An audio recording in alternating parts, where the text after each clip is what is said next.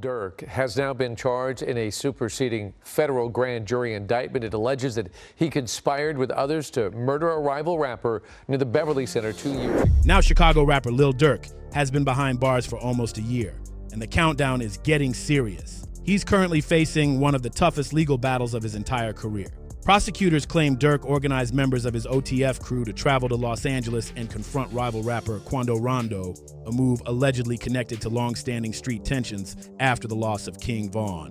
As things stand, Durk's legal future is hanging in the balance, and his team is working nonstop to have the case dismissed before it ever reaches a jury. In this video, we're breaking down everything that's been happening and revisiting how Durk ended up in this intense situation in the first place. Many fans already know that on October 24th last year, everything suddenly came crashing down for Lil Durk. He was taken into custody in Florida by U.S. Marshals on serious organized crime conspiracy charges, just hours after several alleged OTF associates were reportedly hit with matching indictments. According to investigators, the case dates back to an August 2022 confrontation at a Los Angeles gas station that tragically ended in loss of life, involving Quando Rondo's cousin, Lopa. Officials say certain OTF affiliates allegedly used a company credit card tied to Durk's label to book flights, rent hotel rooms, and track Rondo's SUV across the city before the altercation broke out. Durk's legal team, of course, completely denies all of it. His attorney confirmed he was taken into custody in Florida and held without bail while his associates were arrested in Chicago and later transferred to a California federal court.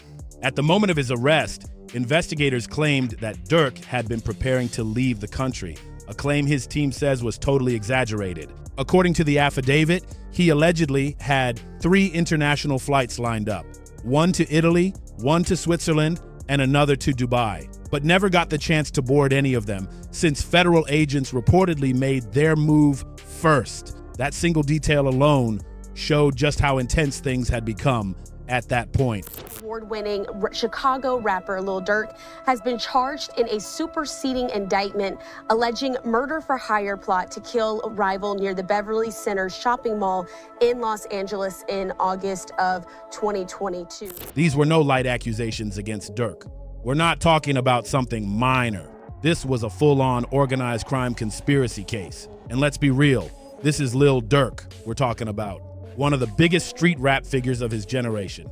Fans everywhere were left wondering, how did things spiral to this level? Was the whole thing exaggerated, or was there something deeper going on behind the scenes? But like always, when the feds build a case, they come with their receipts. Reports claim investigators gathered a trail of financial evidence, including transactions from a credit card linked to OTF that was allegedly used to pay for flights and hotels for the group traveling from Chicago to Los Angeles. Every step was supposedly tracked, from plane bookings to hotel check-ins, painting a very detailed picture of the entire trip. Investigators say the trail didn't stop there. They even traced transactions made after the incident, painting what prosecutors describe as a tightly coordinated operation.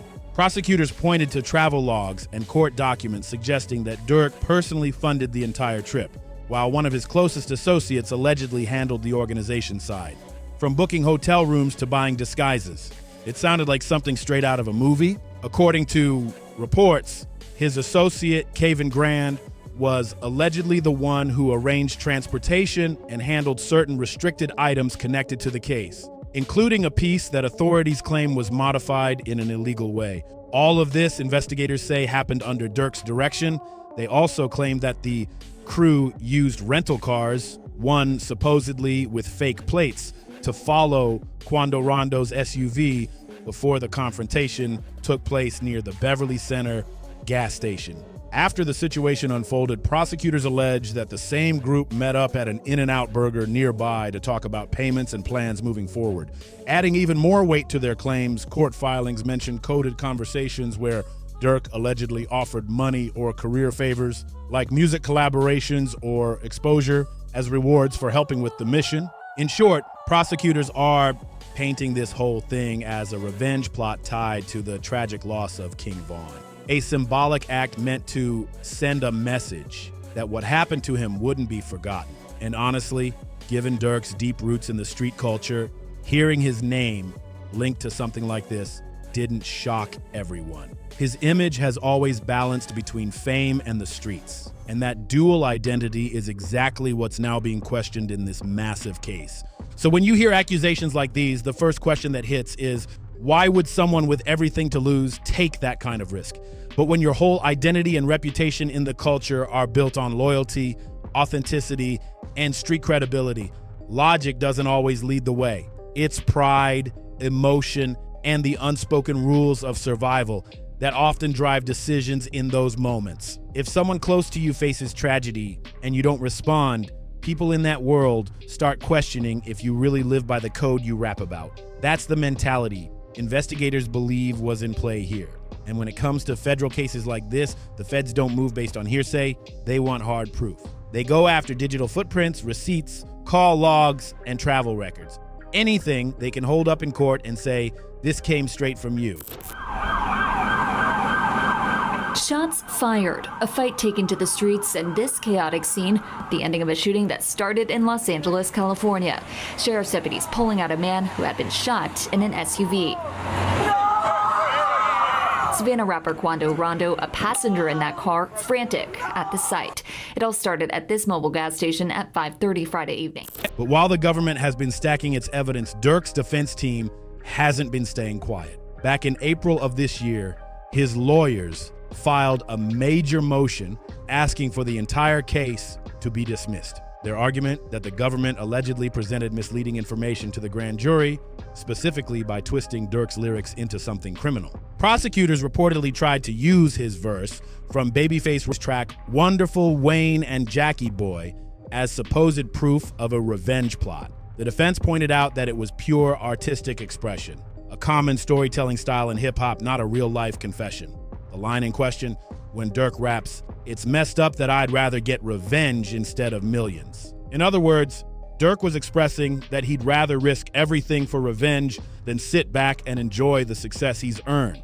That's a heavy statement, one that hit fans differently depending on how they interpreted it. And then there's another lyric prosecutors locked onto where he raps, "Look on the news and see your son, you screaming, no, no, and all them ones hanging with him, if you know, you know."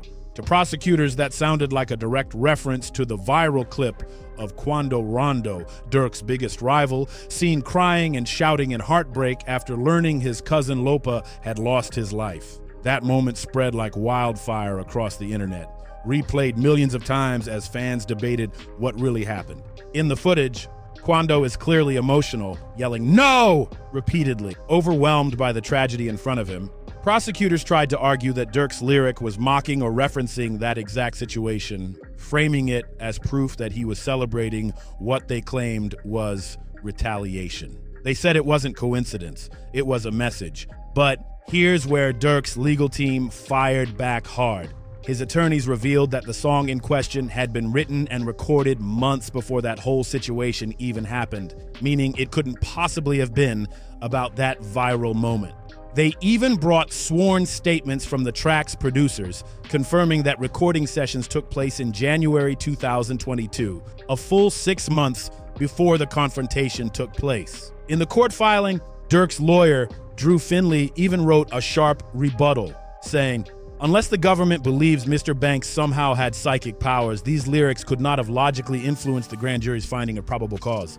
That line alone made headlines, and it perfectly summed up the defense's entire stance, that prosecutors were stretching artistic expression way beyond reason just to make their case sound stronger. In short, Durk's lawyers argued that the entire government case was built on a false timeline, and that the foundation didn't even make sense. Then, in May of this year, Durk was back in a Los Angeles federal courtroom for another major hearing, trying one more time to convince the judge to release him on bond while waiting for trial. This was his legal team's biggest push yet, and they came loaded with what they called a robust proposal. The plan was meant to show that Durk could safely stay home instead of sitting in a cell. It included a $1 million bond package backed by his label, Alamo Records, plus another $150,000 in cash that Durk personally offered to add on top, just to sweeten the deal. On top of that, he even volunteered to hire a Beverly Hills security firm to provide 24-hour professional protection at his residence,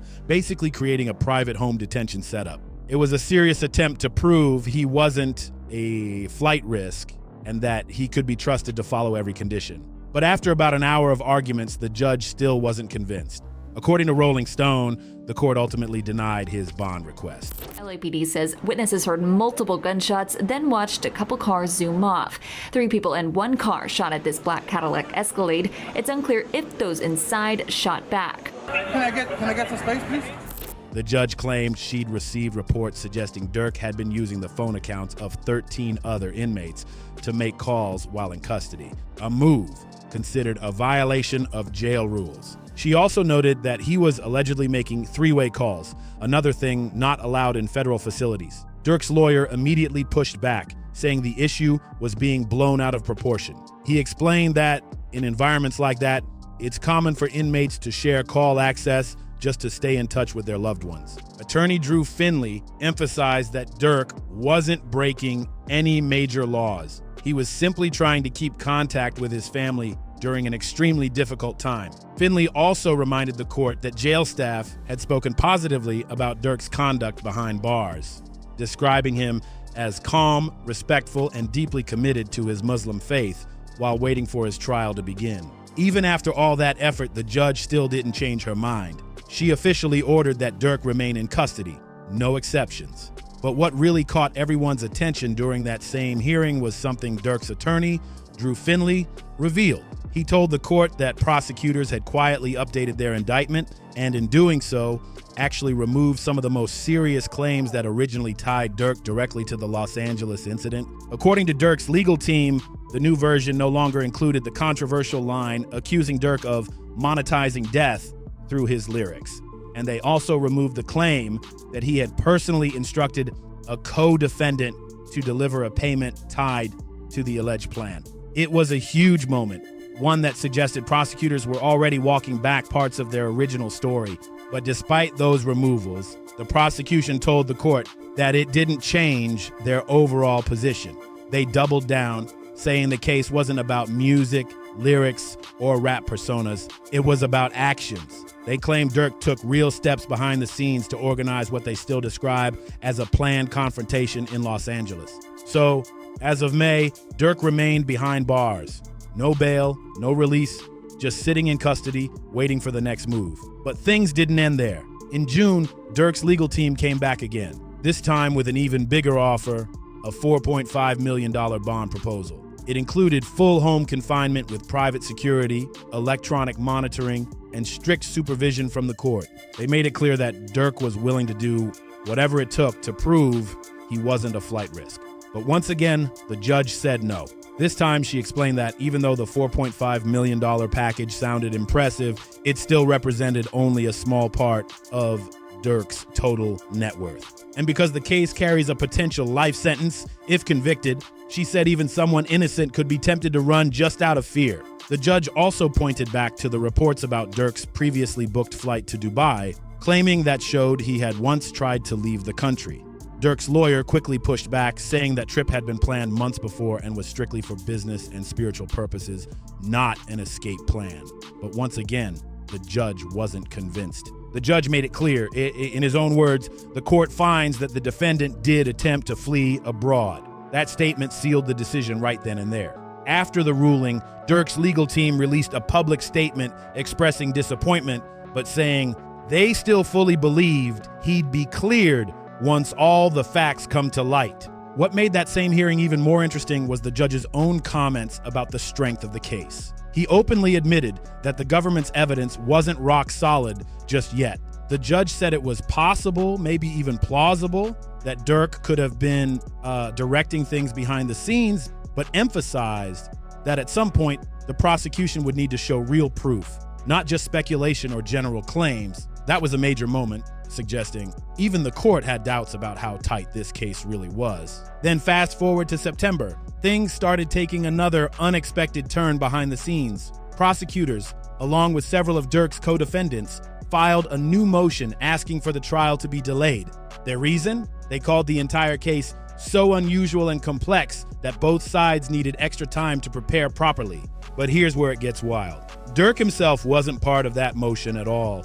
Court documents specifically stated, defendant Banks does not join in the stipulation to continue the trial in this matter. In simple terms, Durk actually wanted to move forward and go to trial sooner rather than later. It was a bold move that many saw as confidence, like he wanted to face everything head on and clear his name once and for all. Prosecutors, however, argued that since Durk was being tried alongside the other defendants, the delay should still include him. They insisted that a 3-month extension was a reasonable period of delay and didn't violate his right to a speedy trial.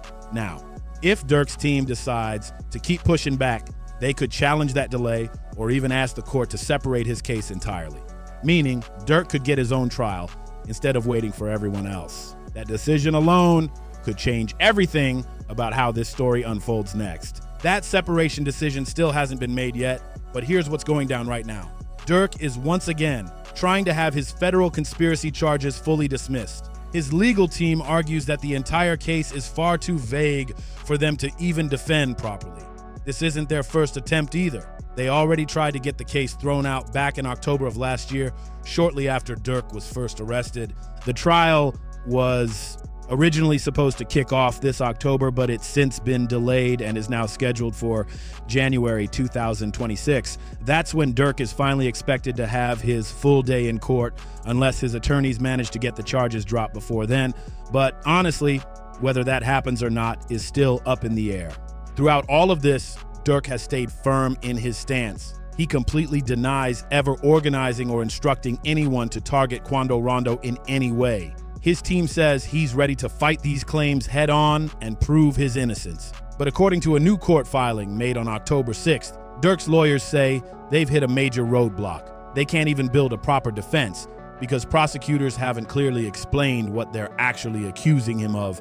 That's exactly what the judge hinted at earlier this year, that the case might not be as clear-cut as it seems. Durk's attorneys are now saying the entire thing is built on assumptions and shifting stories. They argue that there's no clear proof of how or when Durk supposedly communicated any type of order or intent. It's all speculation.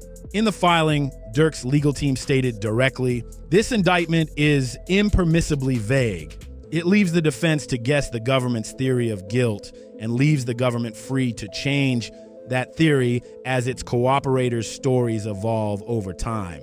Basically, what Durk's team is saying is this: the government can't just keep changing their story to make things fit. They need to clearly show what Durk supposedly said, who he said it to, what actions he took, and how any of that connects to the alleged plan. Without that, the whole thing just looks shaky. And what's wild is that this isn't at all how most people thought this case was going behind the scenes. Could this be a strategic move from Durk's side to buy time or throw off the prosecution's momentum? Maybe. Or it could just be smart defense work, forcing the other side to show their cards early. Either way, it's his attorney's job to find every weak spot in the government's story and use it to their advantage. That's exactly what they're paid to do, and right now, it seems like they're doing everything possible to protect their client. Still, the situation remains unpredictable for Durk until that trial actually begins. Everything's up in the air, and fans everywhere are just waiting to see how it all unfolds. One thing's for sure, this case could seriously change everything for him once the truth comes out in court, and that's the latest on the Lil Durk case. What do you think? Is the defense exposing holes in the system, or is this just a delay game? Let me know what you think down below. Don't forget to drop a like, hit that subscribe button, and stay tuned to see what's really happening in our hood next.